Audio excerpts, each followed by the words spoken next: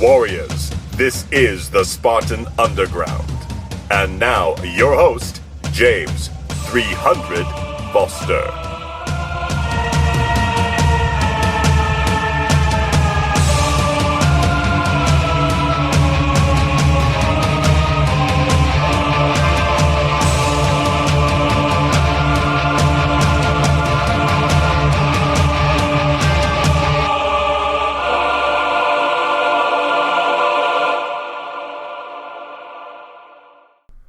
Happy New Year, my friends. This is the 4th episode of the Spartan Underground podcast. I'm really excited for this episode. It features a former student of mine, a good friend. His name's Matt Hickney. He's a filmmaker from Hollywood, California. Awesome brown belt in jiu-jitsu as well. Got his start in jiu-jitsu with me, and we talked about a range of interesting topics, including the new Star Wars movie. So spoiler warning. Don't want to listen if you haven't seen the new Star Wars movie and you don't want to get spoilers. And now it's time to thank my official sponsors. I'm very proud to have Show You Roll as my one and only sponsor right now, official sponsor of the Spartan Underground podcast. Show You Roll makes the best gis on the market. You can find out more information about them on showyouroll.com. shoyorol.com. I'm really proud to have them as my first official sponsor of the podcast. Still taking applications, reviewing some information from other businesses that have applied for sponsorship of the program. Like I said before, I really want to make sure it's quality brands that are being featured on the podcast, so got to do my homework before I accept anybody else. I hope you guys enjoy the podcast. I hope you guys all make a choice to have a wonderful and prosperous new year. Remember, it's your choice how you approach the year. The type of steps that you take make all the difference in the world. So don't be a victim of circumstance. Make a choice to make the year of 2016 as wonderful as you want it to be. All right, guys, enjoy the podcast. All right, I'm here with my former student, one of my original students, Matt Hickney. Matt's a filmmaker down in California, very talented guy. Like I said, one of my former students, now trains down at Hey Diego's school. And like I said before on his video, though, which you guys will be seeing when it comes out, I'll always consider him one of my students. So it's really good to have him in town here for the holidays. How you doing, Matt? I'm doing good. How's everybody doing? Very good. Cracking. So, what are you doing right now in California with your film career? What do you got in the works? Well, I'm supporting myself in entertainment news. I shoot a lot of red carpets for big movies that come out, and I rub elbows with celebrities, and that's what I do to support myself at the moment, and my jiu-jitsu habit as well. Right now, I am doing a YouTube channel that I've named The Academy. So it's a collection of non-fiction films showcasing people in the community of Brazilian Jiu-Jitsu. I kind of wanted to stay close to the everyday average martial artist. I didn't want to get too heavy into competitors that are super famous or people that train full-time and are just phenoms on the mat. I really wanted to showcase the everyday person who comes in to train and then is able to get such a good benefit from the training, and how many different types of people that experience that. There's a lot of different people in jiu-jitsu, but they all have one thing in common, in that it benefits their lives and it motivates them to create a better version of themselves. And that, I think, is the most important thing about the art and this community, and that's what I'm trying to do. And I've set it to where I'm doing monthly updates and weekly Instagram updates on the Instagram account. And it's kind of hard because I have to work really hard to make something as high quality as possible every month. So if people go to YouTube, is it just youtube.com/The Academy? youtube.com/The Academy, all uppercase, and then doc, D-O-C at the end. So The Academy, uppercase, and then D-O-C. And then the hashtag is #TheAcademyDoc. Awesome. And how many episodes are on there right now? There's 5 episodes currently because I've been doing it since July. Like I said, once a month. And it's different types of people. The first episode is my buddy Cameron. He was diagnosed with melanoma cancer not too long ago. And we kind of, as his buddies and community, helped him get through that and go through everything he needed to do to conquer that. And he's almost all the way free. They removed some of his lymph nodes, and he's doing a lot better now. He's training, and he's doing really good. So it's a personal struggle that he conquered. I also got a friend of mine that I met. Arun is his name, Arun Sharma. He's a teacher in Echo Park Jiu-Jitsu. There's not a lot of jiu-jitsu going on in Echo Park, Los Angeles. It's a big hipster community. But there's he being the one guy that's out there doing it. He's also trained underneath Jiva. Awesome. Talked about Small Jiva. world. Huh? Small world. Yeah, everybody knows everybody in this community. But he taught a cool women's self-defense class that I covered. And that's one of the coolest things about this art, too, is that to see the women empowered to where, a woman who is 140 pounds, 150 pounds, really light, be able to take out guys that are huge and strong or whoever might be attacking them. That's important to me, and I think it's one of the most beautiful things about the art to see women empowered and have that confidence. I know that you kind of have a problem with some of the videos that come up the internet of like women just choking guys out. 'Cause it's not supervised. I don't have so much of a problem with it. I think the context is important because a lot of those are, the way they're titled is kind of in a sensationalistic, is that a word? Clickbait? Sensational clickbait manner, where when you know the story behind the actual situation and then it was like all kind of set up ahead of time and everything, I don't think it's a proper portrayal of actual self-defense because it was like a mutual thing. So there's certain ones like that, but for the most part, I think it's definitely, we're in agreement on it. And, for women, what's better than practicing an art where, more than likely a man is going to be the one to attack them, and they need to learn to defend themselves against men. So you're coming in and you're training in class with the majority of the time is men. I don't know how it is at your academy. Are there a lot of girls that train there? Yeah, there's 2 or 3. Okay. We've got a good group of guys. It's kind of a guys' academy, but there are 3 women there that I can think of off the top of my head that are super dedicated. They come in. Professor Diogo's wife, Aaliyah, is a friend of mine. She comes in and trains. The women are some of my best friends in the academy. I actually think that women, I don't know if you'll agree with me, James, but women seem to learn a little bit quicker than the average man. Yeah, I've been saying that for years. Why do you think that is? I just think their brains work a little differently when it comes to jiu-jitsu. It's just the girls always seem to learn a lot quicker. It's really awesome to see.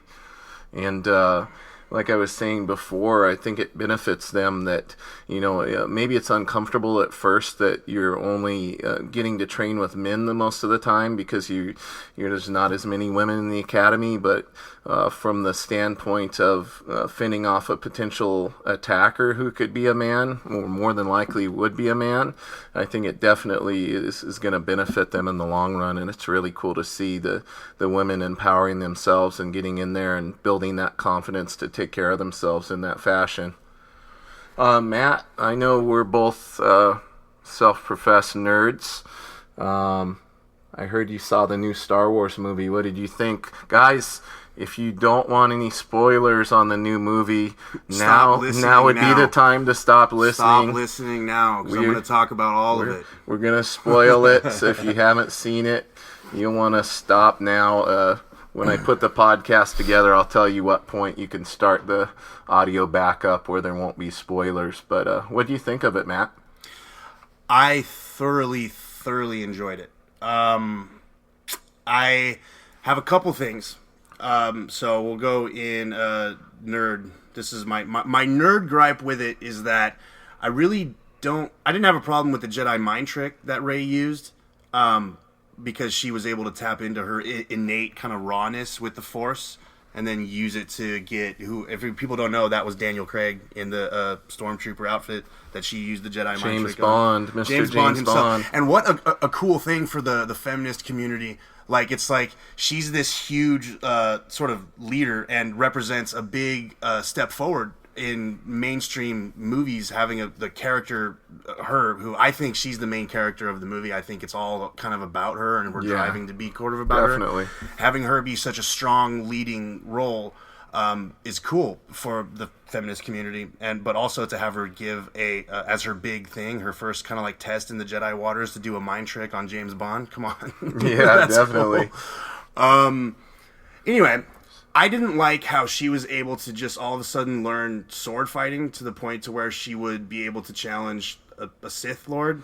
Now, I gotta stop you there because I think there's a lot of misconceptions. One, he got shot with Chewie's blaster. No, technically Kylo Ren isn't a Sith Lord. He's one of the Knights of Ren, so if you know more about like the backstories and the other things they've done in the books and stuff, he's not a Sith Lord yet. So he's a noob too. And I think the other thing people are missing is that she has training that she's forgotten or that she has repressed through somebody doing. Wait. Okay, hang on. Let me ask you a question. Is there further like literature and like media exploring her character and her backstory that we're all supposed to know, or that you know that I don't know? Maybe. No, but I think it's one of those things where they intentionally are leaving a lot of stuff out to explain in the following movies, because the movie Rogue One takes place. I think it takes place in between Star Wars and Empire Strikes Back. It's either that or in between Empire and Return of the Jedi. That'll be coming out. I think they're going to go into some backstory kind of stuff there, but obviously that's way before she was alive. But I think what they're trying to do is leave some mystery to it, like how was she able to use her abilities without training. And I think, if you want to hear my theory, go ahead, Jason. My theory is that she was being trained by Luke with the other Jedi he was training, and then Kylo Ren went nuts and killed everybody, and I believe that she's Luke's daughter, and I think he got her out of there and dropped her on the planet so she would be safe. I think he did a Jedi mind wipe on her so she didn't remember, so she'd be harder for anybody to find, so they weren't picking up on that he was her father. That's what I think. Yeah, well, I mean, that would certainly work. I don't know, you see Kylo Ren just break people apart with that lightsaber. He broke the Finn. He beat that guy pretty bad, and that was easily. He made it look like it's this easy thing, and then we immediately go to her, who's never held a lightsaber before, and she can all of a sudden do all this stuff. I mean, your theory works. But we don't know that she's never had training before. Well, that's the thing. They left a lot to be speculated about. And I guess that's fair enough. And I get the gripe because a lot of people, that's the common one that I've heard. And because everybody liked the training montages and stuff in Empire Strikes Back, and you got to see Luke's journey and how he got to be more powerful.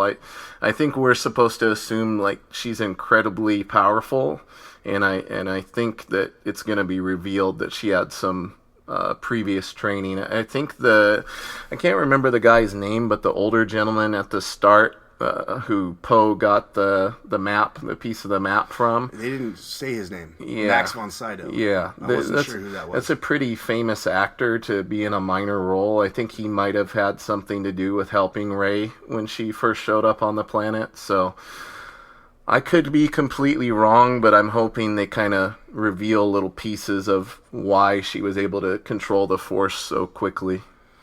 Certainly makes sense. What was your other... The other gripe, well, that's the only real gripe I have from a fanboy perspective. From a filmmaking perspective, I didn't like how they brought Poe back all of a sudden, and he gives a 10-second explanation as to why he just disappeared randomly. Yeah, I could agree with that. Yeah, that, and I felt that the movie was paced like he was in such a hurry and a need to have the movie be quick and like just get people in, out, and move them from one situation to the next. Which kind of goes into your gripe about her being able to use the Force too quick too. Well, another point that I wanted to talk about a little bit was that one of the things that I did enjoy about the prequels was that we got to see lightsaber fencing at its finest, because in the earlier films, the ones that we grew up on, you don't really see fully trained Jedi. It's like a crippled guy, and it's a dude that is the son of the baddest guy, and he kind of learned, but he wasn't training since birth the way that a lot of the Jedi were in the Old Republic times. So the sword fighting that you see in the prequels is really choreographed and refined, and it's flashy, and it looks like these guys have been doing this for ages, And in this one, I like how they kind of stuck with the same type of brawling style. It just looks like they're brawling. Like the guy can just take a saber out and get into a fight. The fight with the stormtrooper, I didn't like that. Like the saber is supposed to, like, what stops a lightsaber? Like exactly how do we define what the lightsaber can and can't do? It's supposed to be some kind of energy blade or something that was blocking it. He had like a weapon that was like energized or something. Yeah. And he was able to block the lightsaber. And the lightsaber thrust, they're just like brawling. They're just like trying to hit each other with it. Whereas in the prequels, at least to me, I don't know anything about sword fighting, but when I look at the prequels, it looks like there's some more intricate stuff going on. Do you think maybe they were trying to make it look like they were a little more new to it, a little more untrained? That's why I praise the movie, because that's the world that the characters are living in now. Because the Jedi were all destroyed in the Last Purge. Is that what it's called? It's called the Last Purge, right? I think so. The Last Purge. Order 66 is what it was called, right? Yeah. Yeah. So there's no Jedi left to really teach sword fighting. And so the sword fighting that we see now, it should be just sort of raw and different than what we've seen before. What do you think of Finn, and do you have any theories on kind of the direction of that character? I have some theories too. That leads into my next gripe. You had another gripe? Another gripe. Let's get the gripes out of the way. All right, gripes out of the way. So Finn is taken from his family at birth, and he's deposited in the Stormtrooper army, and they give him a number where you just have a number and brainwash him. Presumably, a good part of this brainwashing that he went through would, I guess, include showing him pictures of death and just getting him ready to just mow villages in half, like Stormtrooper ready. So, and how old he looked to be? In his early 20s, so maybe mid 20s. So when they kidnapped him from his family as a baby, which they established in the movie, he had been undergoing this training for the majority of his adult life. So to me, I'm not positive that I buy the character as being as swashbuckling and humor as I thought. He'd be a little bit more like an Unsullied, like from Game of Thrones. Like not quite that brutal. Like you're not going to cut his nipple off and he's not going to do anything, but like. I just feel like he was a little bit too light, a little bit too, like having fun and swashbuckling, which he needed to be. And as a character and the actor's from performance perspective, I was very happy. I thought he was well written. I thought that the performance was well executed, and I like the character a lot.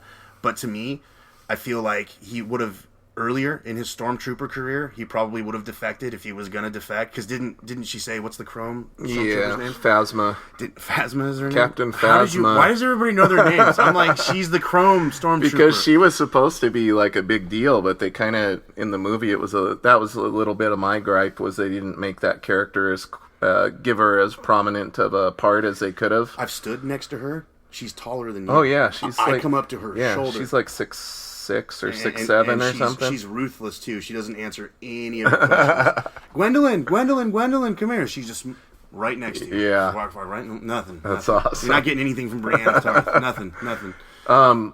Back to Finn. Do you think he's force sensitive or a force user? Because I have a theory on that, and I may be just going wild with the theories, but I kind of.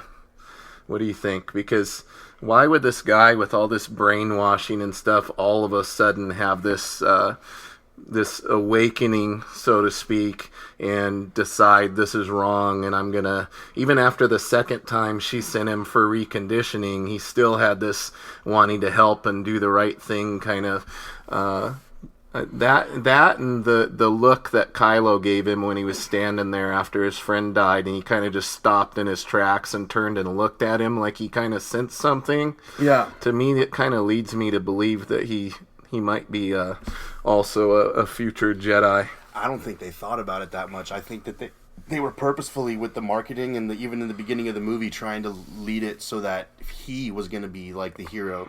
I think they wanted a big reveal moment whenever Kylo disarms Finn and the Luke's saber is sitting, and he's trying to call it, and then it goes past him and it goes to Rey. I think they wanted that moment to hit really, really heavy, so they were baiting you to get into Finn as a character and to get even the marketing posters of him show him with the saber. Like it's always him with the saber. You know, I didn't even think she was even going to touch the saber when I went into it. I have heard that they're kind of Disney has admitted that they're doing the Marvel formula, like where it's all connected and there's all these hints and things to future stuff. Well, and that's very smart. There's another reason why I think he might be force sensitive is, remember when they're in the Millennium Falcon and she's flying and they do the battle and he's like starts getting really good at shooting the TIE fighters and stuff, and afterwards they're like, how did we do that? Like, that's great. Like, how did we even know to do that? To me, again, another hint that they were using the Force together. Yeah, I think so. But I think if they do decide to go that way and reveal that he is indeed a Force-sensitive individual who is going to have a future utilizing the Force, I feel like they're going to probably downplay it. Right. I think it'll be downplayed for other things. But maybe those will be explored more. I did see many opportunities that the movie laid out for like other avenues of storytelling. Like you could take all those characters in that bar, you know, or I forget her name, but Mos Kitana. Is that her name? Yeah, the little Lupita? lady with the the one that with the glasses. Yeah. Like, there's so many characters that you could explore and talk about the backstory of, and there's a lot of things that we probably will find out from reading comics and or books and stuff that comes from the movie. But, right. Yeah, overall, I liked it. I didn't really have too many problems with it. It's really good. It's just really well done. Now, I've done all theories and positive stuff. Now I got to do my gripe. All right. My gripe was, because they did a ton of awesome stuff with practical effects, which I really liked because it went back to my feel of it, you know, as being a kid watching the originals. And they did a great job incorporating all that. Why did Snoke have to be complete CG, like shiny looking, wet, very easy to tell he was a complete CG character? Well, that kind of bugged me a little bit. He wasn't really there. Do you think that it was because he was a hologram and that's why he looked that way, or? Yeah, one of the coolest moments in the movie I thought was when they were addressing him and they're looking up at him, and I'm like, oh, he's so huge, the guy's huge, and then the reveal comes like, oh, it's just a hologram. Yeah. There's a lot of things in that moment, a lot of little subtleties and symbolism. I could buy that he looks that way because he's a hologram. It just kind of looked like old school kind of CG. Now I'm going to reveal my theory. You want to hear your theory? So now this isn't really my theory, but it's a theory that was presented to me that I think is pretty sound. Is that Snoke is actually Darth Plagueis? Yeah, I've heard that theory. But you know who Darth Plagueis is? Yeah. Darth Sidious's Sith Lord that was able to cheat death. Yeah. He was the Sith Lord that Darth Sidious was using to try to get Anakin to come over to the dark side, telling him that he figured out a way not to die, stop the ones that you love from dying, etc. It was his sales pitch to Anakin for the dark side in Revenge of the Sith. And somebody, I don't know if you saw it, but somebody played Darth Plagueis' music alongside the music they used for Snoke in the movie. How does Darth Plagueis already have music? From one of the cartoons, I believe, when they showed him. And the music's like exactly the same. It like overlaps. So they're saying that was a little clue that he actually is Darth Plagueis.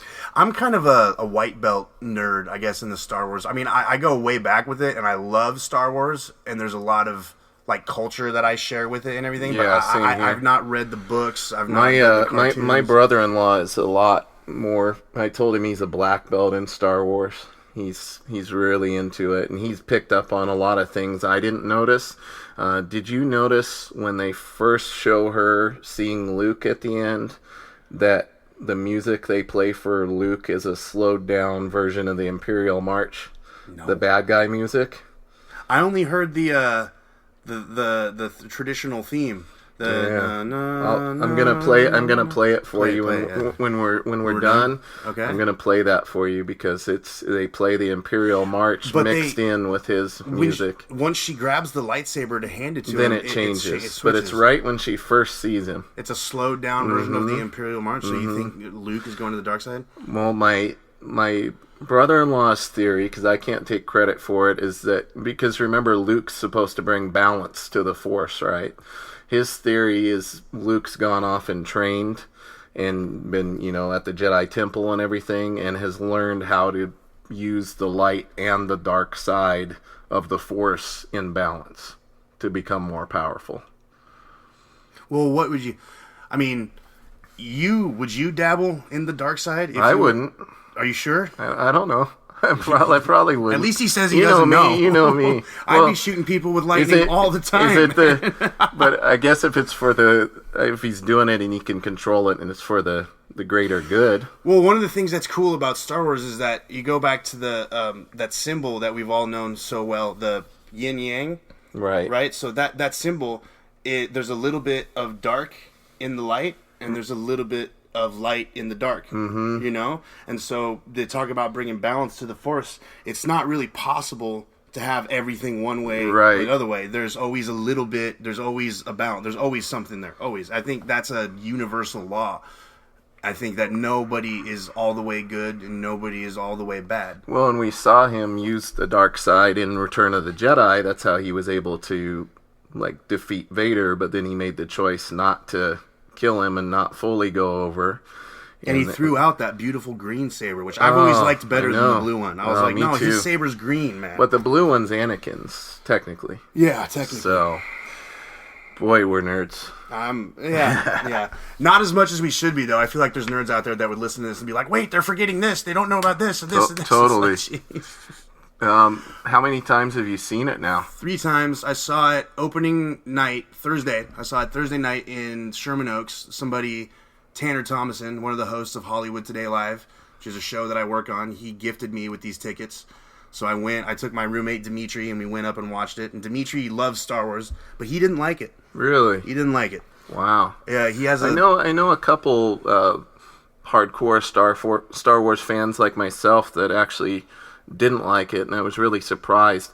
Mostly for them, it was that, like we talked about, them not showing the training leading up to these new characters kind of using the Force the way they were. I just didn't buy that she was able to engage in that sword fight. But then everybody hits me with, well, look at Chewie's crossbow. Like, they make such a big deal, and upon the 3rd time viewing it, you see, Chewie's crossbow, messes these stormtroopers up. Which is funny, because that was never really touched on in the original movies, that it was so powerful. Yeah, which I did like the interaction with Han wanting to use it and saying, oh, this thing's, wow, this thing's really cool. But you see, it's the stormtroopers do 2 backflips every time they get hit. Whenever somebody gets hit with that thing, they go twice as far as if it's just a normal blaster. Yeah. I guess maybe he modded it out since, in 30 years it's more powerful or something. But when is the last time you saw a blaster strike hurt a Sith? They can catch it. He at the beginning that first scene was so good. He froze the blaster strike in the middle and didn't even pay attention to it, and it just hovered there in midair. Maybe it was supposed to have to do with his inner conflict and him being all emotional at that point. There's another great thing about this movie is that when they give the villain another dimension to where he's actually a character that you can empathize with or at least understand a little bit of, Well, I like that they did the reverse of what they're used to, because in all the others you're seeing characters who are fighting to not turn to the dark side, and this guy's fighting not to turn to the light side. So I thought that was a really cool twist in how they were developing the character, and I really liked that guy as an actor. I thought he did a good job. I didn't realize he was on the show Girls. Wait, is Girls that show that's on HBO about this girl who graduated from college and now she's right? I've never watched it, but it was on the other day, and I saw him. No, I didn't watch it. You don't want to. No, I didn't watch it. She seems to find an excuse to be nude on camera too much. Well, there's nothing wrong with that. I'm definitely a fan of that. It's not that. It's just I graduated college and I'm super talented. Everybody pay attention to me. I don't know how to work. I don't know how to live. I can't. Yeah. I can't empathize with that thought pattern at this moment. Now I always have compassion, and I'm a very liberal-minded dude. I'm sure most of you know, but I cannot cope with like watching a series where it's just it's about her struggling to like live, and she lives in a big city, and I don't know. I'll be quiet. We're gonna get a lot of haters. Gonna get a lot of. Well, here you can get my email, and you can email me, and if I have time, I'll debate back with you. This is not Foster. This is Hickney saying this. Okay. Probably all the I'm sure all these jiu-jitsu guys listening are big fans of the show Girls. So I'm gonna get a lot of hate email. Yeah. So Matt, other than the Academy doc and your normal stuff that you're doing, you have any other projects going on that you'd like to share with everybody? I'm developing a series that I've named Pancration, which would be familiar to people who train. Pancration is the boxing and wrestling, what Greeks referred to as boxing and wrestling. It was the first sport in the Olympics. It's an all-encompassing world, like an alternative world that I've made. I started like writing a map, and I've made countries, and I've got characters in different countries, and I'm planning it out like a big battle scene, I've got 3 episodes written. It's supposed to be a 7-season series, right? And I've got money lined up to do a pilot for that, and I want to pitch that to Netflix, and eventually I want to be show running it and directing episodes of it. It can be on anything like HBO, Hulu. I'm not really concerned about where it goes. I just want to do it the way that I want to do it. It's a fantasy. It's kind of like Game of Thrones meets Bloodsport. Oh, that sounds cool. So it's like there's one governing body. It's called the Capitol. I stole that from, what's it? The Hunger Games. Hunger Games. But you see, the names are all interchangeable. See, when you're writing something, you can just put a temporary thing on it, and then you can come back and switch it if you want to. So it might not be called the Capitol, but the Capitol charges taxes for all of the countries. The countries can live in their own way. They can have whatever system of government they want. They all have their own unique culture and backstory. But the way that anything gets done in this society is through one-on-one combat. There's no such thing as war. There's no fighting. Everything is done by just... if you have a beef with somebody, even if it's like your neighbor or if it's somebody that you bump into on the street, there's something that has to be done. There's a champion. There's somebody that or there's somebody in your group of people who will fight, and they fight that person's champion, and then based on that outcome, everybody is okay with the way it goes, and there it goes. So sounds cool. I would watch it. I think you would too. I'm not very good at explaining it because I haven't really like wrapped my head around the whole thing yet, but I do have a map. I have 3 episodes. I've got people that I'm working with. I've got money lined up for the pilot. So I'm doing pretty good with it. It's more something that I started doing for fun, just to like have a world that I play in and invent characters in and come up with storylines for them. And it's fun, it's that's what I want to dedicate all of my future filmmaking to until it gets done. I was super inspired by the shows that I've watched, like the Binge, so where it's it's a continuing story that goes and you see characters evolve from one thing all the way into something else. Yeah, definitely. And it's a slow, real life pace. Have you started watching Breaking Bad yet? No, I need to. I'm way behind the curve on that one. I need to watch that. I'm curious how you'll react to that. We just got done watching the whole Jessica Jones series on Netflix, which we enjoyed, and Daredevil and all of that. Dimitri's been watching that. I come outside into the living room, and Dimitri's got that on, and like every time I've come into the living room with that show on, it's her having sex. That's only and I'm like, all right. That was only the first couple. 3 times, dude. But that's within like a couple episodes when she's first. Every time I've seen the show, more spoilers. Every time I've seen, and she's in Breaking Bad too. And yeah, she's in season 2 of Breaking Bad, and she's a phenomenal actress. I forget her name, but she's great. That's she's John Ritter's daughter, right? Really? Kristen Ritter, I believe. Yeah. Okay, I didn't know she was John Ritter's daughter. I believe so. Damn. I could be wrong on that. I've given up trying to like hold all the. Before I started jiu-jitsu, I used to be like an encyclopedia of like movie lines and characters and everything. And then for some reason, once I started really getting into jiu-jitsu and incorporating that into my life, that part of my brain that needed all of that very detailed information just kind of was wiped out to make room for the jiu-jitsu. I feel like I only have like a certain amount of terabytes in my brain that I can like maintain and have open for information. Well, it's determining which information is more important. And when you're in jiu-jitsu, obviously, there's very few things that are more important than for us, the jiu-jitsu takes precedence over anything else. So one thing I wanted to talk about was your documentary you did way back in the day, Walking to the Cage, that you worked on while you were training with me, and you followed some of our fighters and things. A lot of people need to rewatch that or watch it if they never have, because that was a really good documentary, and I know you won some awards with it and different things. Can people still watch that? Is that still available online? It should still be on Hulu. If you have the Hulu app, check for it there. It was on Crackle for a time. I haven't kept up with where it goes all the time. My distributor is Snag Films, so if you go to Snag Films, it'll be there.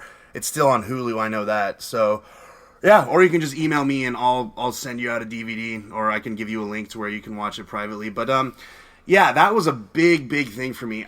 When I first moved back to Washington from LA, I did it with the intention of making a feature-length film. The only reason I left LA for the first time was because I had a pretty profound experience where I was hanging out with all my friends, and I was kind of really wanting to leave. I just lost a job as a runner at a post house. It was really like I accidentally dropped a big painting of Voldemort. Was it Voldemort? Who's the villain from Harry Potter? Voldemort. Yeah. I was supposed to hang this big painting over this guy's desk, and I didn't hang it up properly, and it fell, and it almost killed the guy, but it broke his like marble desk, so he was really pissed off, so I lost that job. But anyway, after that, I really didn't like LA. I didn't know what I was doing in LA, and I discussed it with my friends, and they were like, well, dude, you have to be here if you're trying to get done what we all want to get done. And we all had the same goals, and we went to film school together, and so it was, everybody told me that I shouldn't leave. I'm not supposed to leave. And so I was driving home one night, and I was crying to myself because I wanted to leave. I really felt like I should have left. But then I can't. Like, I knew I couldn't leave. You're not supposed to leave. You're just being weak right now. You need to get a new job, and you need to figure out what you need to do to get done what you need to get done. So at that point, that night, I left all my friends, and we had decided, they kind of impressed upon me that, hey, you can't leave. You got to stay in LA. So I went back to my apartment, and something told me, middle of the night, it was like 3:30 in the morning. I never check my mail when I come home. It was like something told me, go check your mail. You need to check your mail right now. There's something inside your mail that you need to see. So I went to the mailbox, and I opened up the mailbox, and a bunch of mail came out. And the first thing that I saw that had come out was a letter from my dad. It was my dad's handwriting, but it had no return address on it. It was super weird. So as I picked it up, when I picked the envelope up, there was a lot of energy that was coming from, like, I picked it up and I was like, whoa, I felt light as I picked the envelope up, right? So I opened up the envelope, and it was just a simple letter that my dad had written me, and it just said, this is pretty cool, did it from right here in Dallas, Texas, where my dad lives. So I removed the letter, and I saw he had ripped out a piece of an article from a magazine, like a local Dallas, Texas article, and it was about this guy named Shane Carruth, who had made this movie called Primer. Primer is an independent film that he shot for like 6 Gs, and he got it into Sundance, and it's been a celebrated success story on the independent film circuit for a while now. And when I read that article, something inside told me, it's like, if he can do it, why can't you? You know? And so from that moment on, I didn't worry about getting a job. I didn't worry about living in LA. I just worried about whatever I need to do to put myself in the best position to make something, anything, like a feature, something. You just have to do it, right? So I left, and I went back to LA because I took that to mean that I was safe no matter where I could go, and that I needed to follow my best instincts. So I come to Seattle to move back in with my parents and kind of restructure my life. And it was at that time where I started getting into jiu-jitsu. I had seen an old UFC DVD of the first match I saw was Frank Shamrock versus what's the guy that was like the wrestler, the Olympic wrestler? He armbarred him in 16 seconds. Kevin Williams. Kevin. Not Randleman. Williams. No, it wasn't Randleman. It's Kevin something. But anyway, Frank Shamrock armbarred the guy in 16 seconds, and I was so confused when I first saw it. Kevin Jackson. Kevin Jackson. Yeah. That's accurate, yes. I had to watch it a few times to even figure out what had happened. And once I saw that, I was like super into it. And so that kind of set me on a path to seek it out, you know. And my girlfriend at the time found James in Auburn, Washington, and that's how I met James. So through the training, I had written a script that I wanted to do, and I had pitched it to a few people that I knew in LA, and nothing really came of it, and it felt really discouraging to try to do a narrative. While at the same time, I had bought a camera and I was doing some videography work just to support myself, just to keep myself in the mode of making films, because that's all that I wanted to do. That's still all that I want to do, you know, just make something with what's around you or with whatever you have. You have to make something, right? That's my energy, and that's kind of what I'm driving towards. So when I had this camera, and I spent about 2 years, I think, after it was 2 years of me training, when I decided that, hey, I could probably do this, I wanted to do a documentary about the training, about what everybody does, and I especially wanted to have it to where we could see the personalities of the guys, and that we could break down a lot of the stereotypes that exist about fighters. You know, fighting MMA is a tall order for anybody. There's a lot of focus that you have to have. There's a lot of commitment, a lot of dedication, and a lot of discipline about what you put in your body and how you train. And it takes a lot to do it. It's not just guys beating the shit out of each other. And I thought that I could make something with what I had around me that showcased that. And it could be fun and entertaining and engaging to watch. And it turned out that way. It took like 3 years or so of doing it.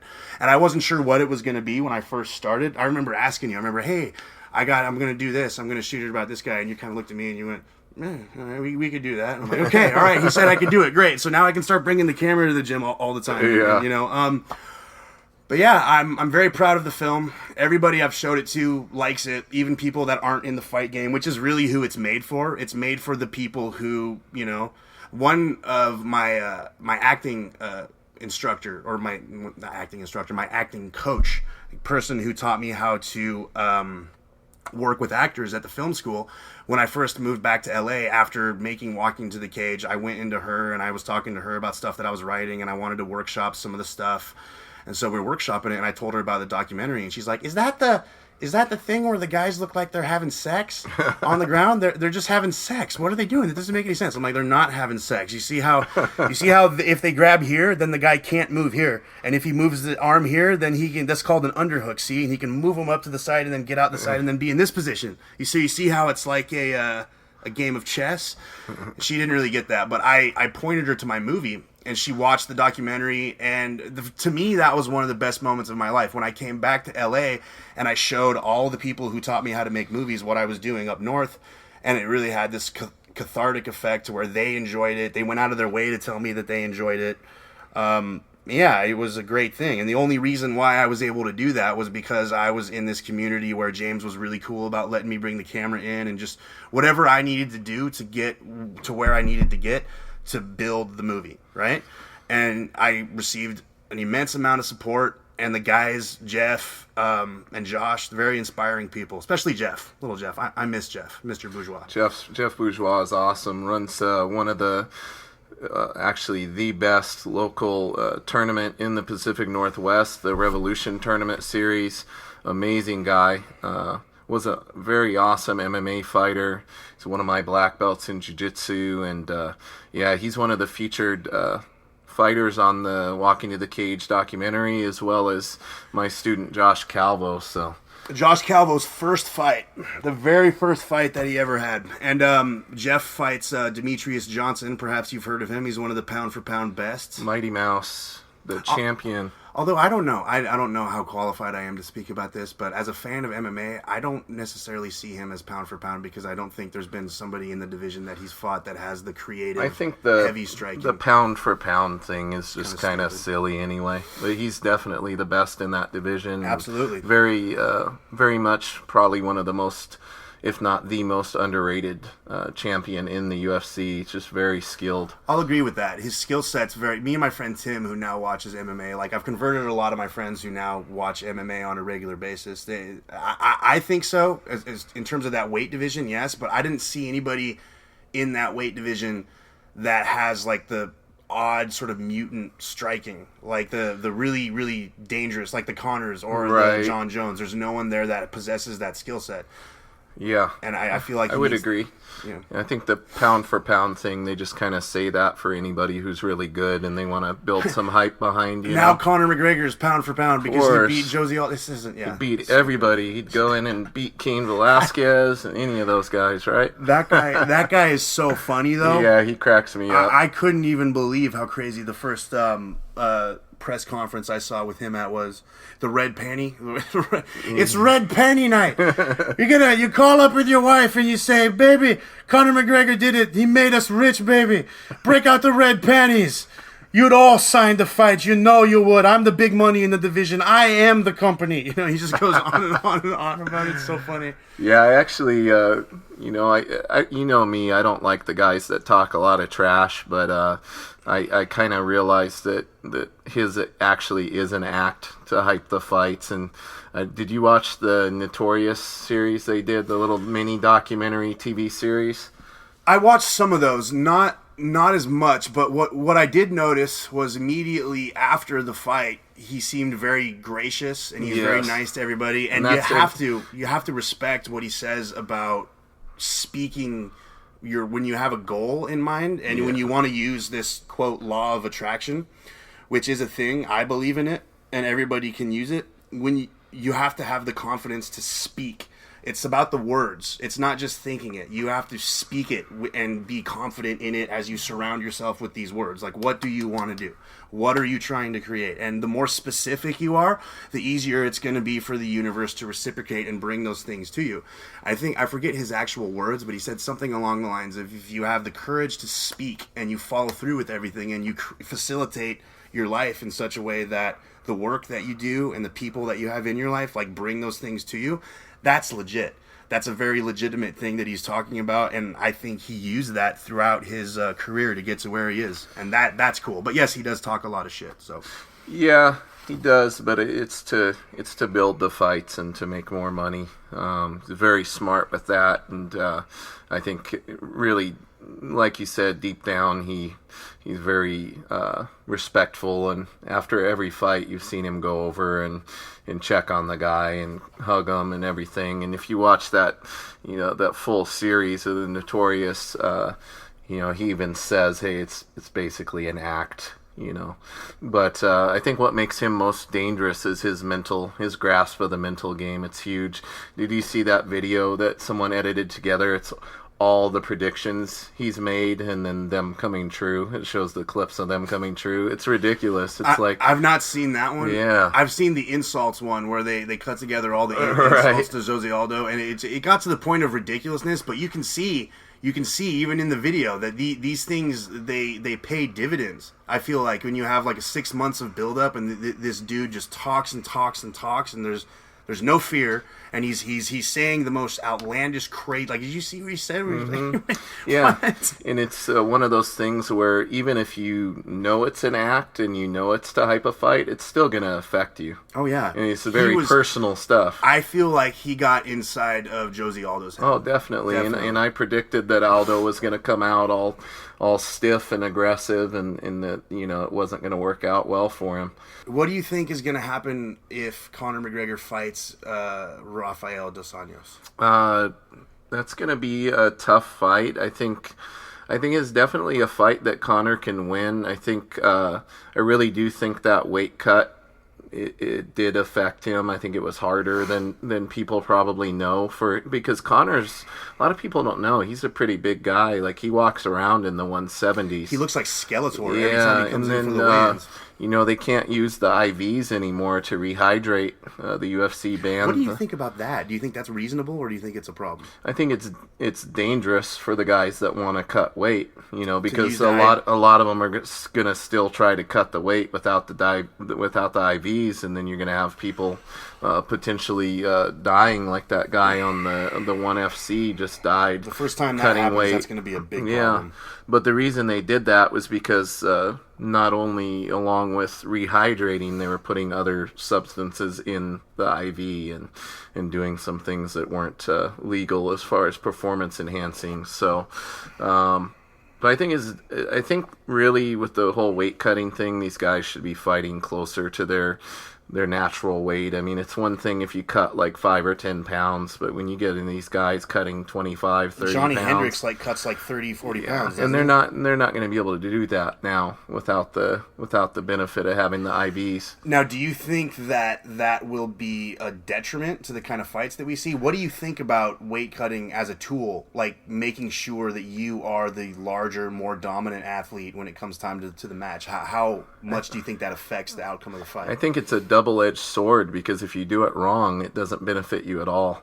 And a lot of times I think it comes down to more of a mental edge, knowing that you're the bigger, stronger guy. You're going to have more confidence, and it's more of a benefit as far as in your mind. You think you're going to be stronger, so you're going to be stronger. You know in your head, oh, I'm way bigger than this guy right now. So I think a lot of it ends up being mental. You see it a lot in jiu-jitsu. You get harder to fall though when you don't just over. I know that there's people that I go on the mat that I go to roll with, and I envision in my head, okay, this is how this is going to go. I'm going to do this, and then I go to do it, and it just doesn't work. There's a moment when it doesn't work where I'm just like, oh, and I kind of I'm scattered for a minute. And I'm not thinking properly, and so it's I'm vulnerable in that moment. You see a lot of people in jiu-jitsu too, where weight cutting affects them negatively, and especially for jiu-jitsu, you don't have the benefit of the day before weigh-in. You're weighing pretty much right before you go out for your matches, and you see people cut ridiculous amounts of weight for that, and then go in and just be very much not performing to the level they could. And especially in jiu-jitsu, I think more than anything, it's giving them those that can do it right, it gives them a mental edge. Honestly, I think if your technique's on point, 5, 10, 20, 25 pounds shouldn't make that big a difference if your technique's sharp, but I understand both sides of it too. I just think for most people it's kind of a mental crutch to know that they're the bigger, stronger person.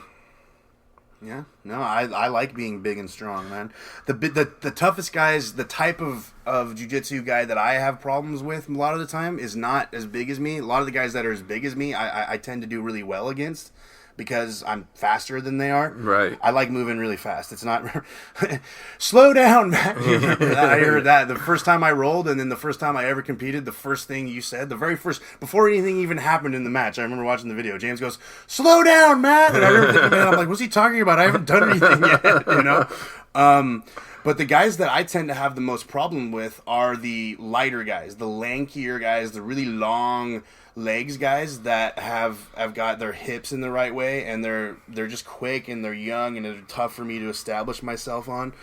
Because I really like to be super heavy. I like to pass and just all the pressure. Right. I'm to the point in my game now where when I get past someone's guard, like, I'm fine. Like, the toughest guys, the biggest guys, if I'm past their guard in north-south, I could transition from north-south to knee on belly to mount, and I keep this. Yeah, you have a whole system that you like to do from there. With multiple areas of the body where I grab and I put my hands, like the hand in between the legs is a big one. I learned that one from a Josh Barnett video. It's a little catch wrestling move where the guy, in order to get to his stomach, he's going to want to scissor his legs. You can't turn, Can't turn it if you put the hand inside his legs. You got to put it right up next to his junk, so you got to be comfortable in your sexuality and everything. But you put your hand in there, and he can't turn his legs, and now he's stuck on his back. So ask anybody that rolls with me; they know as soon as that happens, That's all she wrote. So next time we roll, can we start there, please? Well, you already told me what you're going to do.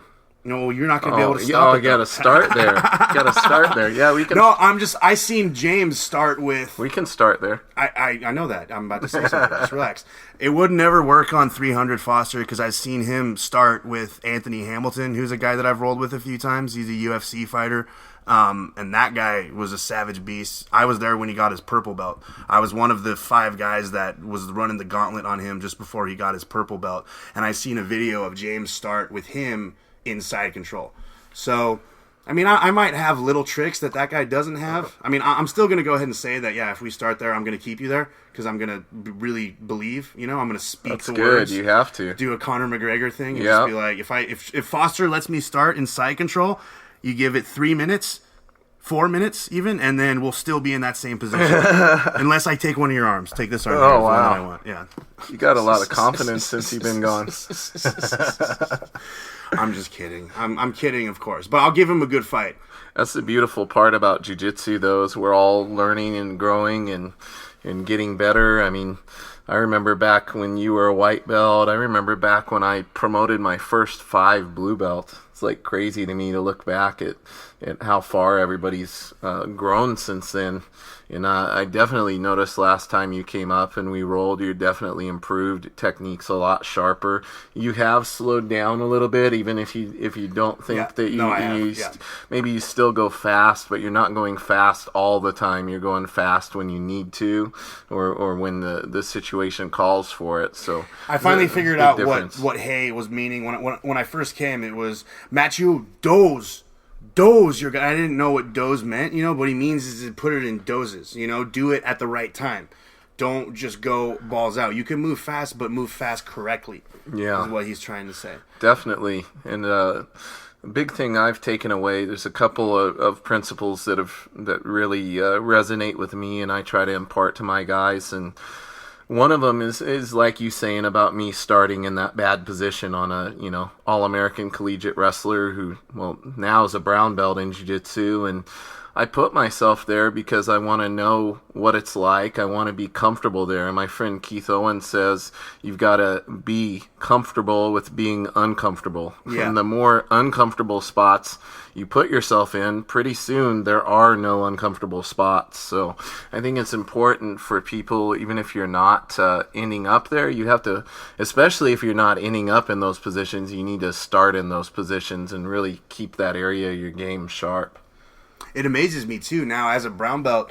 I went through a period of time where I was kind of like lethargic, like, man, how do I challenge myself? How do I, because there's 3 guys at my academy that can consistently beat me. And that's good. And every time I can, I try to train with those guys. But I went through a period of time where I didn't know what I was supposed to do to try to make myself better and get myself in good situations. And now it's like, I think I just got a little older, and there's these kids that have come in are like just super athletes, man, and they're fast and they're nonstop and they're super aggressive. And I always put myself in bad situations when I start with those guys. I let everybody, even like bigger purple and blue belts who have threatened me and done stuff with me before, start in really good positions for them. Like on my back with both hooks in. Start in side control, start in the mount, wherever it is that they want to go.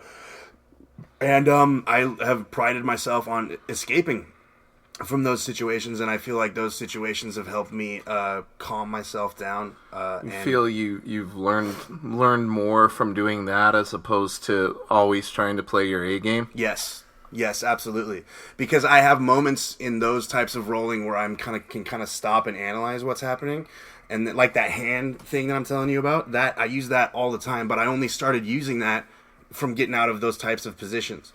Like certain scrambles come up where I can get my hand there and I get it there and it stops him from moving. So now I have that wherever I go. Now I have that. And the only reason I was able to experiment and do that was because, always start from a bad spot, Yeah, definitely, especially if you've been training for a long time like you have and I have. I think the longer you've been training, the more advanced you get.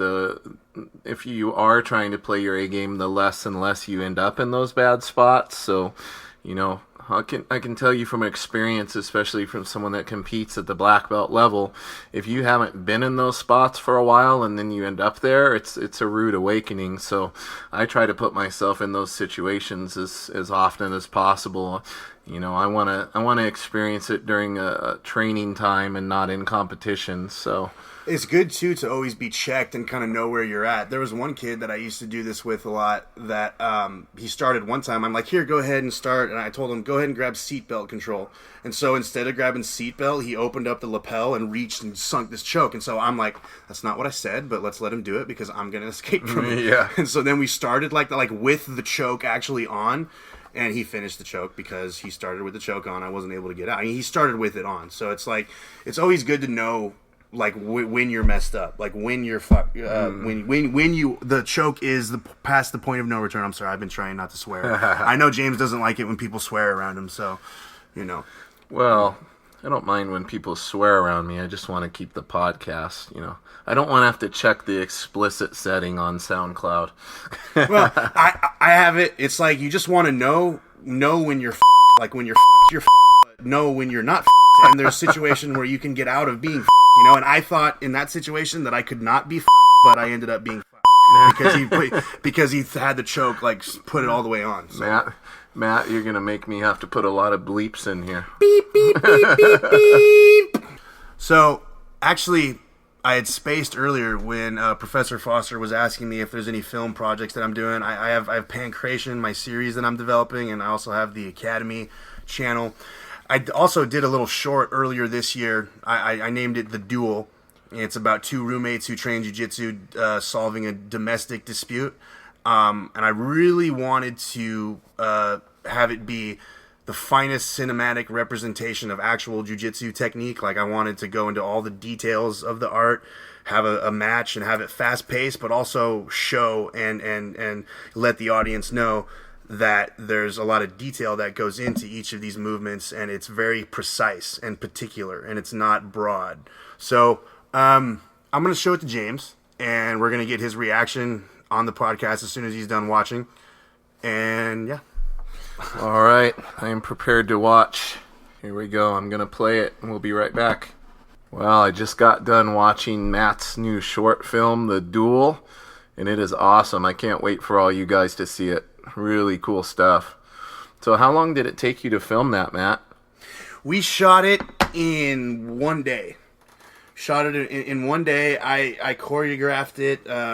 Actually, the two guys that I train with, Wilton, who just got his black belt, congratulations, Wilt, and Dimitri kind of helped me with certain aspects of it, but I just went through and I put different areas of my own grappling game in there and just stuff that I've seen from them. And yeah, it was fun. Go ahead. I was going to say, you definitely captured the chess match element of jiu-jitsu when you show them rolling, kind of the back and forth, and how every move has a counter move. It was very, very cool to see. Very filmed in a natural way where it came across. So I think that's going to be good for people who maybe aren't familiar with jiu-jitsu to see kind of what we do when we're rolling, and how every situation there's an answer for it, even if it seems like a position where maybe the person's not going to be able to escape. So that was really cool. Well, it was the thing too, is that when I had made it and I was doing all the rough cuts and I was presenting the rough cuts to my film friends and letting them look at it, a lot of them didn't know. They're like, well, who's your audience? I mean, what do you... Because they don't know what's going on, And when I had my screening, on the 15th earlier this month at a bar, just like a local bar that has like a theater in it, and we've got a bunch of people out there. And some of the people I knew and was friends with, and some of them I didn't really know, but they still trained jiu-jitsu, and it was to feel the spirit of the crowd as they were watching and have them like gasp and move and just have different feelings while the film was playing. It validated a lot of the decisions that I made while I was editing, because I was editing from a jiu-jitsu perspective. Like, I want the move to complete, even though it kind of, as an audience member, you're like, well, wait a minute, what's happening? Because I can kind of be in both worlds, I can see why a film person would look at that and they wouldn't understand what's going on, because jiu-jitsu is very esoteric. It's a big word there. That is a big word. Esoteric. It's not widely known knowledge, and it's not very intuitive. And I think that's what makes it so cool, is that, anybody can go to the gym and start hitting a bag. I'm not dissing the technical aspects of striking. I know that striking is very intricate as well. But grappling is not intuitive.